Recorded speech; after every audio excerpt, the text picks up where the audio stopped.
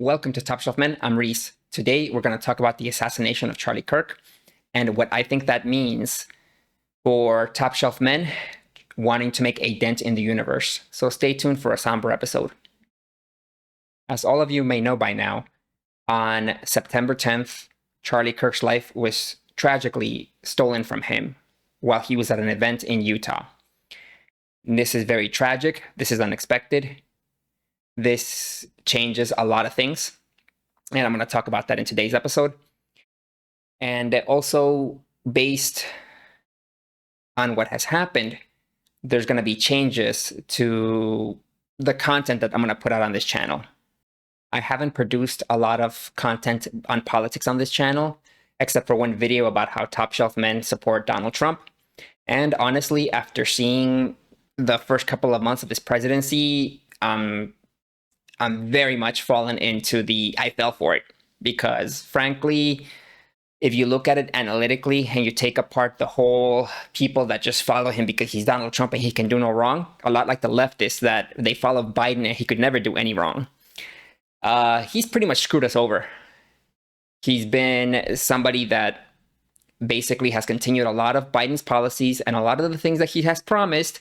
He has started to initiate, and then he's cut off, and then played stupid. So one of the changes going forward after this is that we cannot avoid the elephant in the room, which is the politics angle.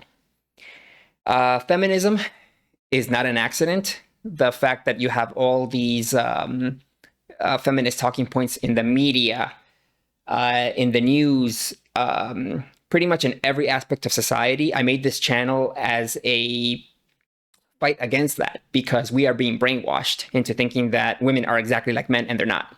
And I've said that a million times on this channel.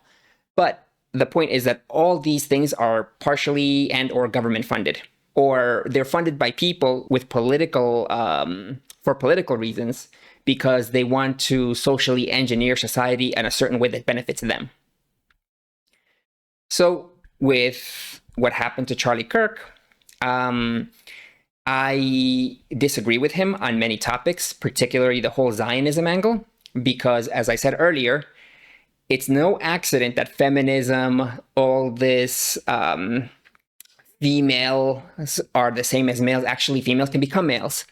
All this is being pushed for political reasons. And I've avoided the political angle because, I want, like so many channels talk about politics, but from every aspect of society that keeps pushing feminist myths and pushes them on reality to try to beta-tize men, who controls all those institutes? Who controls Hollywood? Who controls the information news media?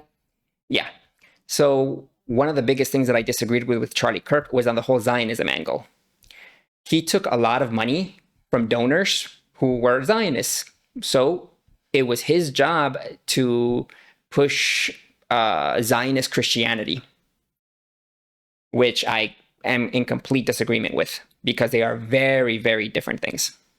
So moving forward, I'm still going to make content on dating, relationships, how females are very different from males, but I'm also going to do a lot of politics. And I don't want to do Tim Pool type politics of like, oh, a leftist kicked over a yard sign. Aren't they deranged? I hate that crap because it's junk food. It's fucking political junk food. It solves nothing. It does. It's just rage bait because the guy makes a lot of content so that he can get, freaking advertiser money. That's it. I want to look at it from a macro level, as into who pushed what to get this result in society.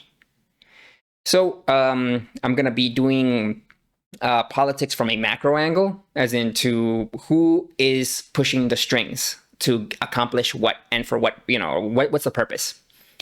So I think that's a lot more useful, especially since this is still a hobby. So I don't, this isn't a full-time thing for me. But I would like you to like and subscribe and follow this channel for more content. There will be a change in the content, but I will still do dating stuff. I will still do how female nature is, but there's going to be a lot more politics involved. A big part of being red-pilled men is that we are skeptical. We are skeptical of the basic narratives that we are being fed every day. And there's a lot of conspiracy theories going around the assassination of Charlie Kirk. And I want to address that. And there's a lot of people that are just dismissing it outright.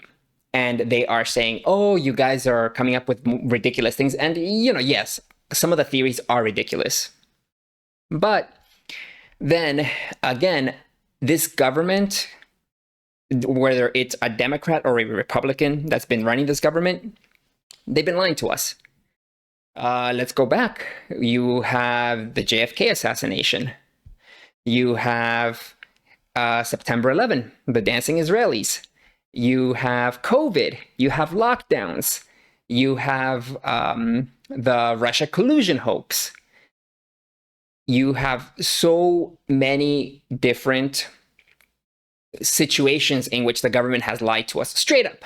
And if people accepted the mainstream narratives and, okay, case closed, nothing to see here, we're done. The government said it's XYZ, and that's exactly it. None of these things would have ever come to light about the fact that Building 7 was reported to have fallen about 30 minutes before it actually fell, because it was a planned demolition. We'll probably find out more now about that from our correspondent, Jane Stanley. Jane, what more can you tell us about the Salomon Brothers building and its collapse? Well, only really what you already know. Details are very, very sketchy. There's almost a sense downtown in New York behind me, down by the World Trade Centers, of just an area completely closed off as the rescue workers try to do their job. As you can see behind me, the Trade Center... Building 7 is clearly visible right behind the reporter.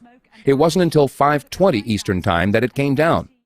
So, yes, a lot of the Charlie Kirk conspiracy theories, I do think that they are nutty. But for me, the biggest question is one clean shot. As some of you may know, I served in the Army. And in my service, every year or so, you have to qualify. You have to have your rifle qualifications, in which you have to shoot. You have to shoot moving targets between the distances of 50 meters and 300 meters. And the way that works is that there's 40 targets, you have 40 rounds, and you have your M16, and you do this with iron sights. And then you have the 40 targets. You have some targets that pop up at 50 meters, and you have some targets that pop up anywhere in between, up to 300 meters. And the 50-meter targets, if memory serves me right, they're up for about 3 seconds, and then they come back down. And for the 300-meter shots, you have 6 seconds before they pop back down. And for me, I would regularly, out of the 40 targets, I would hit usually between 36 to 39. So I qualified as expert. And there's a lot of things that don't make sense. Again, going all kooky conspiracies aside of like palm handguns and trapdoors and all this other crap that, I mean, like, hey, if they can prove it, freaking incredible. But it's outlandish for the most part. But hey, we got to be open-minded to these things, right? But, don't get into like too kooky side. But the bottom line is that for someone to do a clean shot like that, they say it's at about 150 yards and everything, but for them to have the confidence and the aim where they got him in such a vital, critical area in one shot, even when the guy tried to assassinate Trump's crooks, whether it was he was a patsy, because there's a whole rabbit hole of things that don't make sense with that either. There were multiple shots and multiple casualties. And with this, it was just one clean shot. And, look, when you shoot a rifle, rifles don't shoot exactly straight. They actually shoot in an arc. I'll try to see if I can put up some kind of diagram here that kind of explains it. So when you shoot, whether you're using a scope or you're using iron sights, you have to accommodate for the distance. For example, you have to know your bullet's trajectory. So at what distance are you shooting it? And it's by feel. And that comes from a lot of experience from shooting. So when you're aiming for such a small target, there is there's a lot of variables you have to take in, particularly the bullet trajectory, because again, like I said, it shoots in an arc. So depending as to how far away your target is, you're either going to have to aim higher or lower on the scope or the iron sight to make up for your bullet increasing height and then or falling height if it's a very long distance. So you have to be confident of that. And then the other thing that doesn't make sense to me with a one clean shot is that when you shoot something, there's always a delay. It's not like video games where, like, you know, you aim for the sight, it always aims dead straight and it's almost immediate. There's actually like a split second delay from you shooting and your target actually getting hit. So that's another thing that doesn't make sense to me, as into who this 22-year-old is just like, oh, it was this 22-year-old who has a tranny boyfriend and he was angry. Like, it doesn't make sense. So all conspiracy angles aside, it doesn't make sense. And again, a lot of people, like, they're going with a favorite theory that it was a professional hit, which I think is very possible. For the reason that, again, there's a delay between you shooting and the target being hit, and whoever shot that, they were confident that their shot was going to make it. There was no second guessing of like, oh, am I going to hit something? Am I going to hit my target? And because of that, I don't think it was this goofy 22-year-old writing letters that looked like they were composed by AI to his transsexual furry boyfriend, whatever. That doesn't make sense to me at all. So I do invite people, and I do think that it's a good thing that people keep digging. But again, be mindful that a lot of the theories are pretty outlandish. But if they end up to be true, well, who knows? But I do not eat the official story for what they've told us about Charlie Kirk. I think that there are a lot of unanswered questions and a lot of suspicious actions being taken by law enforcement, and there's a lack of transparency. And from a common sense perspective, you put yourself in the shoes of someone who is deranged, wants to delete Charlie Kirk because they're pro-traditional values, they're against this Troonie crap. Is this person gonna be able to control their breathing correctly, to aim properly? Because also when you're aiming through an iron sight or through a scope, your breathing actually causes the aim, your aim to be slightly off. Like they say it's in a figure 8 as you breathe. And so you have to calm your breathing as much as possible. And for me, like, I would hold my breath when I was about to shoot, because that way you take away the natural movement of your body from your lungs expanding and contracting. So whoever was the shooter, they had to be very calm. So somebody that's thinking about their tranny boyfriend and, oh, I have to get rid of this hateful fascist, they're not going to be calm. I mean, just yesterday we had another tragic shooting from a lefty Looney Tune who basically he was trying to shoot at ICE agents and he missed, and he wound up only shooting innocent detainees, which he was trying to protect, ironically enough, before ending himself. Again, that is kind of quintessential lefty Looney Tune mentality. They're just not. They don't have the professional single clean hit done clean. That's what happened yesterday in Texas was very tragic, but that's what you expect from a lefty Looney Tune. That's why I really think that what happened to whoever shot Charlie Kirk, it likely wasn't a 22-year-old that was angry because of his tranny boyfriend. And a lot of the conspiracy theories are trying to put the blame on the government of Israel, because Charlie Kirk has started to be outspoken and started to criticize them, much to the anger of his donors. And there's a lot of rumors about money being thrown at him, like ridiculous sums, but then somebody else turns out to, it turns out that the sum was fake, that it was a much lesser, more reasonable amount of money that was trying to be thrown at him to be quiet. So there's a lot of lies, exaggerations, and stories going back and forth. But the bottom line is that from the options, whether it was a government that deleted him or whether it was a lefty Looney Tune that deleted him, At the end, the blame kind of falls on the same people. And Charlie Kirk's own words. Yeah.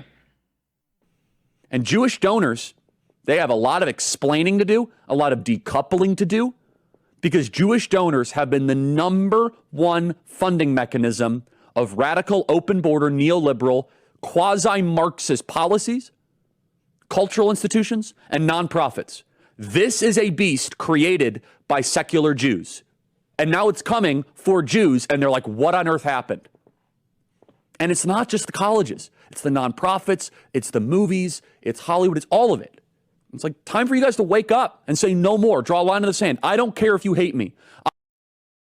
So whether it was the government directly or it was somebody that got radicalized through the Jewish donors that are pushing this leftist crap for their own political gains, at the end, the responsibility kind of falls on the same group.